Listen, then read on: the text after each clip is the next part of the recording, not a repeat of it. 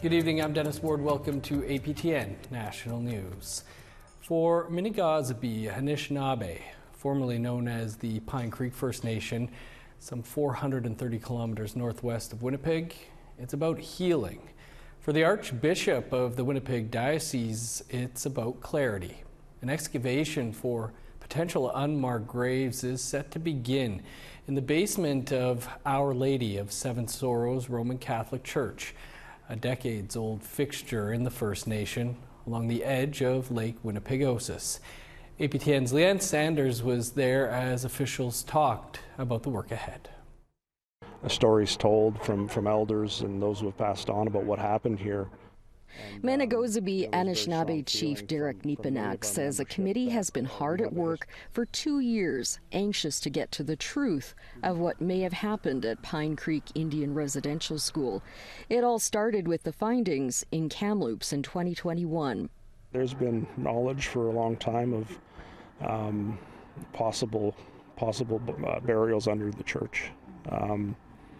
There's been stories that we've heard that seem unbelievable when they're told of babies being buried underneath the church, and it does seem unbelievable even to say it today. In 2022, ground-penetrating radar showed dozens of reflections in a field and 14 under the church, leading the committee to pursue an excavation. A team from the University of Brandon will work to unearth whatever may be in that basement. First, the community gathered for ceremony. I think what it'll do is it'll help people, I think, recognize that what happened to us was not a normal thing. Even if there aren't remains found, or if those reflections aren't what we think they might be, there's still a lot of healing that has to happen, and there's still a legacy of violence, a legacy of very difficult times for a lot of people and our families. The committee has obtained a list of 700 students who attended the school, as well as death records. They will use those to hopefully identify any remains that may be found during the excavation. Ahead of the gathering, the RCMP issued an updated news release on its investigation of the site over the last year, saying no signs of criminality had been found to date, but went on to say, if anything is located that is possibly related to criminal activity, the RCMP has plans in place and investigators assigned to continue the investigation. Chief Nepenak says the committee will push ahead with the work for the community.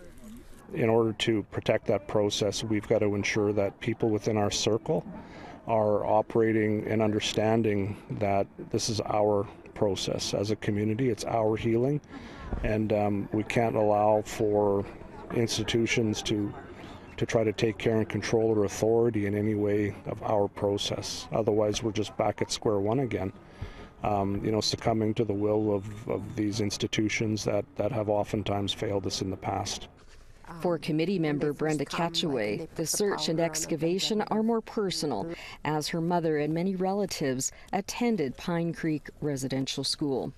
I grew up with my grandma, and my grandma was always visiting and listening to everybody talking, even with my uncles, everybody talking about what they went through. So it's kind of a mission for me I know I work hard at it, and to me it's something that needs to be done. Archbishop Richard Gagnon of the Winnipeg Roman Catholic Archdiocese, who took part in the sunrise ceremony Monday, agreed. It's a project by which we're trying to achieve some clarity as to what those anomalies may indicate. He also spoke about the relationship the church now has with those community members who remain faithful. Reconciliation is something that occurs between people, not between institutions, right? It really involves individual people getting to know one another and building relationships. And we all have a responsibility in that.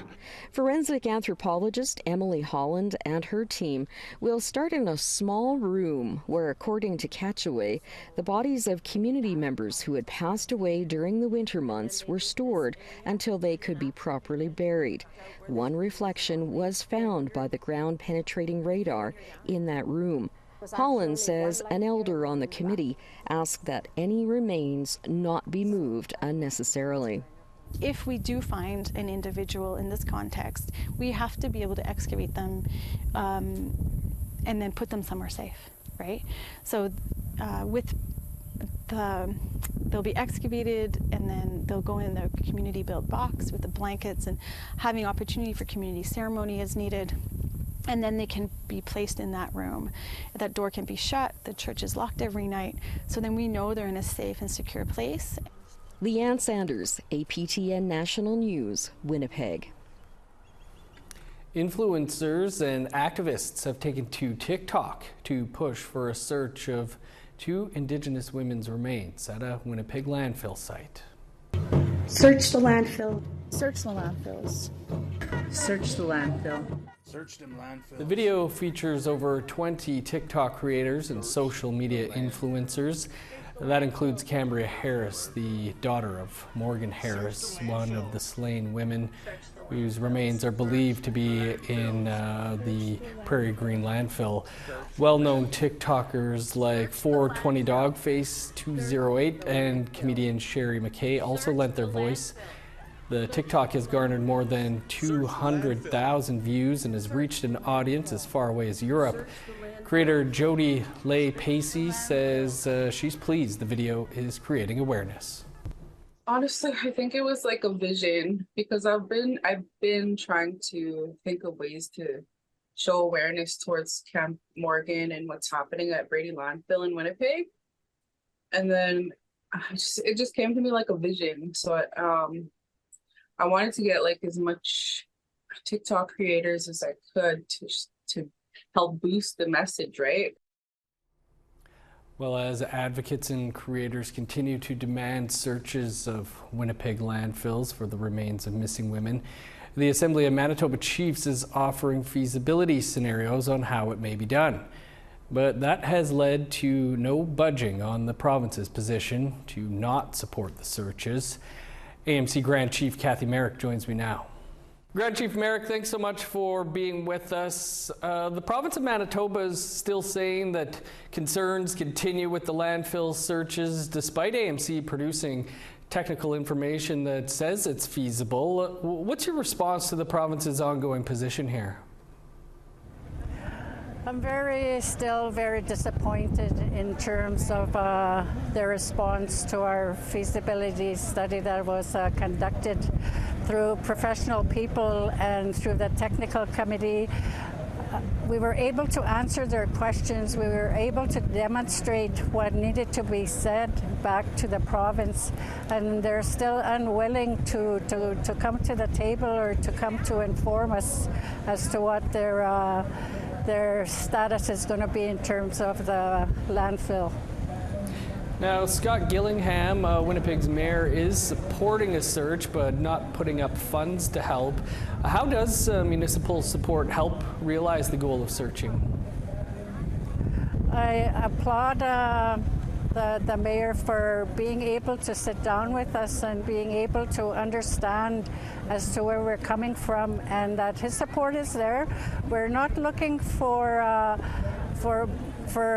financial support from the city, but if they're able to assist us in any means or ways to be able to search the landfills, give advice to the Premier and the ministers that are there at this point in time.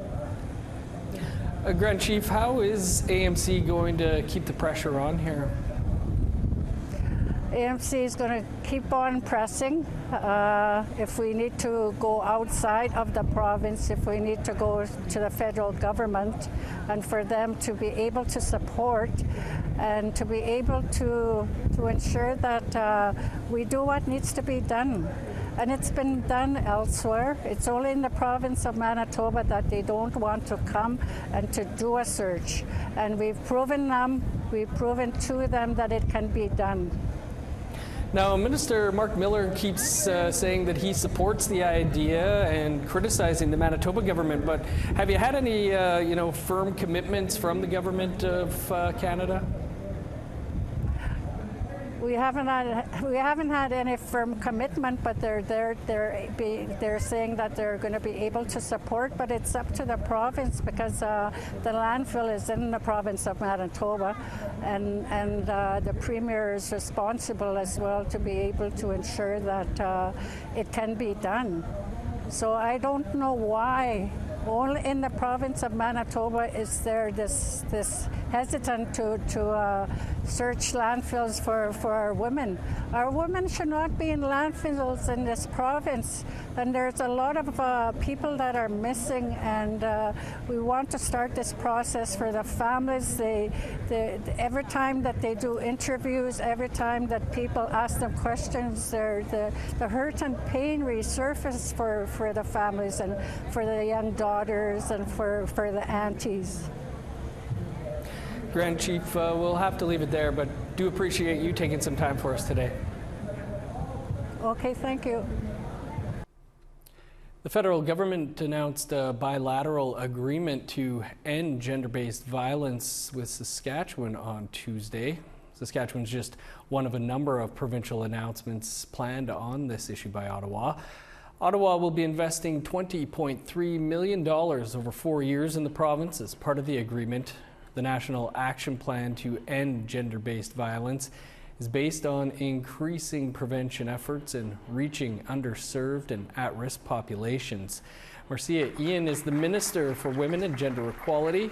She says the plan will work in conjunction with the calls to justice outlined in the final report of the inquiry into missing and murdered Indigenous women and girls. Indigenous women, 2SL communities are at the center of that.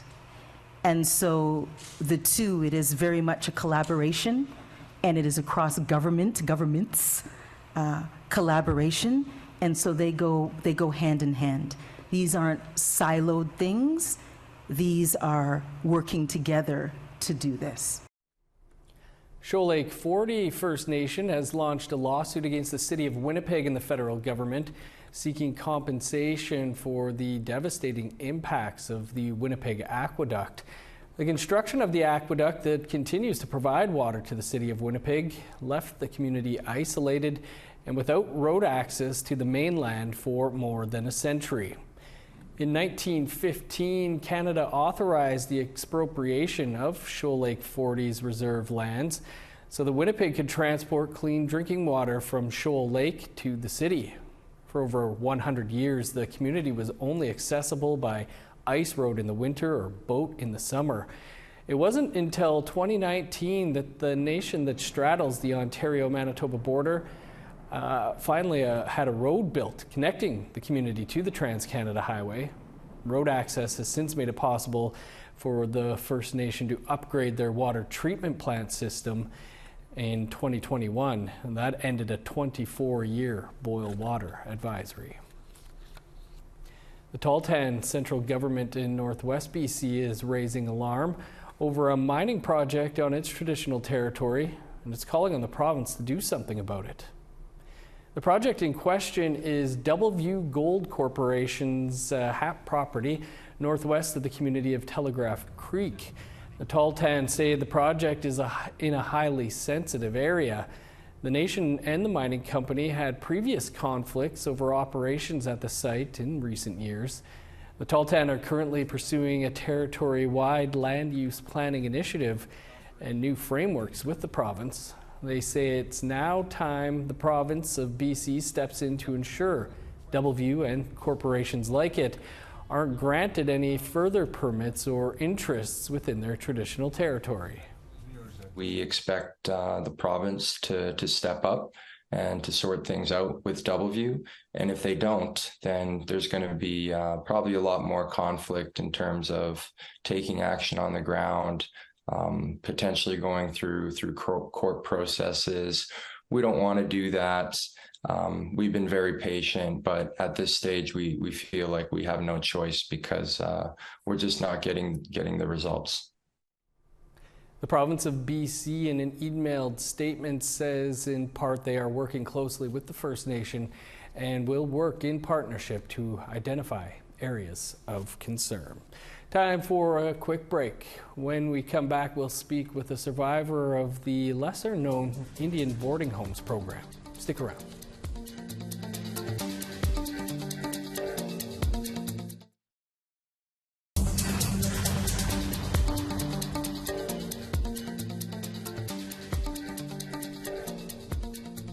Welcome back. It's another chapter of Canadian history you don't hear much about. That's the Indian Boarding Homes program. It was another way the federal government assimilated Indigenous peoples.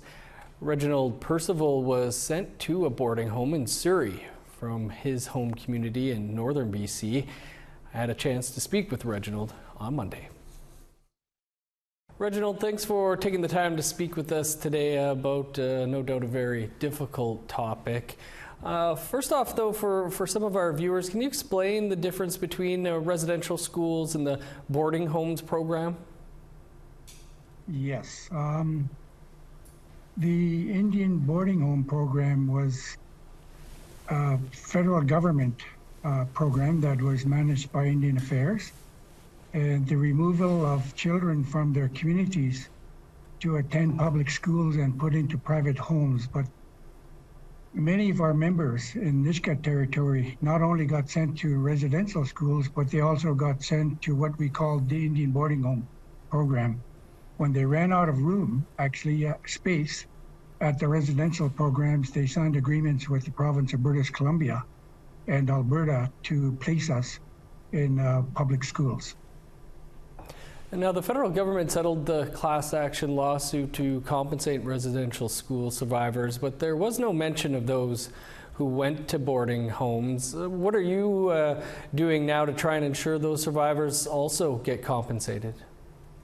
Well, part of it was dealing with, I guess, the hearings that were being held across Canada. We actually circulated a petition to the government of Canada to include us in that process in terms of looking at the package that was available for the Indian residential school survivors. And we tied it into the research that we did when they looked at signing off on where to put us when the schools ran out of room. But we wanted to, I guess, ensure that the issues that we dealt with, because we were talking about a significant number of us that got placed in these homes and public schools throughout BC and Alberta. But the numbers, I think, overall across Canada was about 40,000 plus. Wow. Reginald, what are your next steps here? Well, our next steps basically is to wait for the final outcome of the agreement in principle that is now in place with the government of Canada, Indian Affairs. In fact, they've signed off on it, so have we.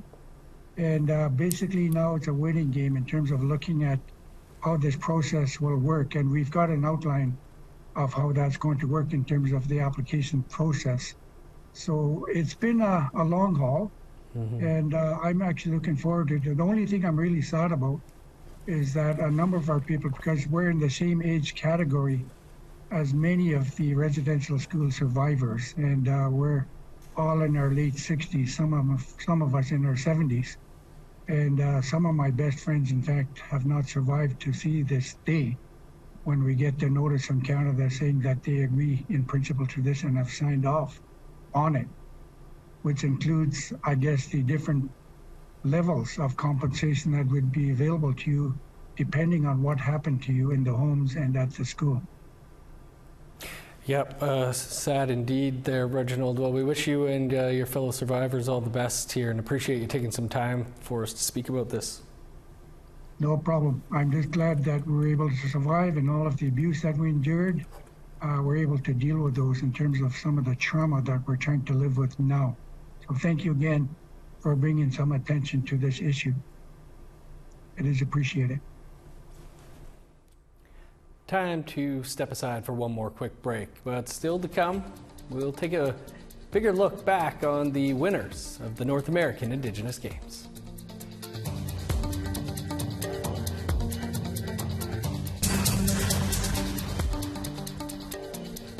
Welcome back. Time now for our photo of the day.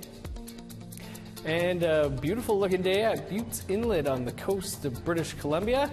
Our thanks to Dennis Hackett for sharing this shot.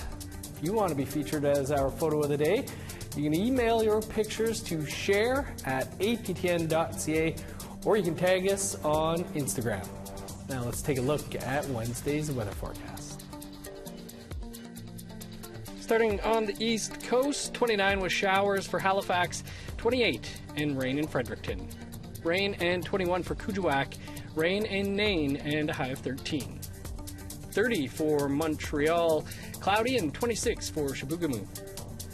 29 with rain in Sault Ste. Marie, North Bay, and Ottawa.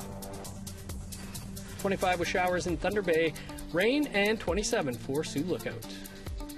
15 and partly cloudy in Churchill, 19 with rain in God's Lake and Norway House.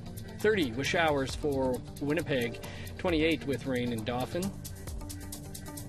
29 in Regina, showers and 27 for Saskatoon. 22 with rain in Meadow Lake, cloudy and 23 in Uranium City. In northern Alberta, showers and 18 for High Level, 20 with rain in Peace River.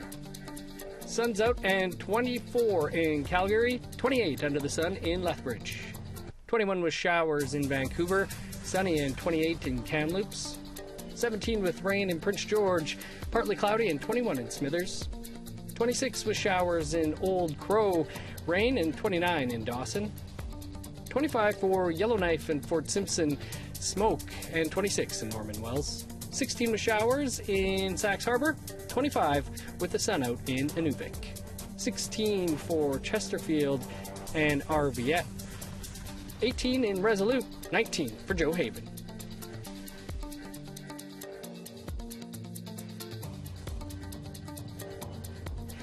We have a final hardware tally for you now on the North American Indigenous Games, which just wrapped up. Athletes from all over Turtle Island were at the Games in Halifax. Saskatchewan won 175 medals overall. British Columbia came in second with 161, and Ontario placed third with 127, but ended up with the most gold at 55 medals. Alberta took home 81 medals, and Manitoba placed fifth with 70. Wisconsin took home 56, and New Mexico 52 medals. The Yukon got 38 medals, and host team Nova Scotia won 35. New Brunswick ended with 17, the Northwest Territories 12, and Nunavut 9. California had one team member, but she took home 5 medals, all on her own. Minnesota took 3, and Maine had 2 medals. Colorado, Connecticut, and Michigan did not take home any of the medals. Congrats again to all those who took home some hardware and all those who participated. It'll be another 4 years now until the next Games. Calgary was chosen as the next host. That's all the time we have for your APTN National News for this Tuesday. For much more on anything you've seen here, visit our website, aptnnews.ca. I'm Dennis Ward Marcy. Thanks for being with us. Have a great night.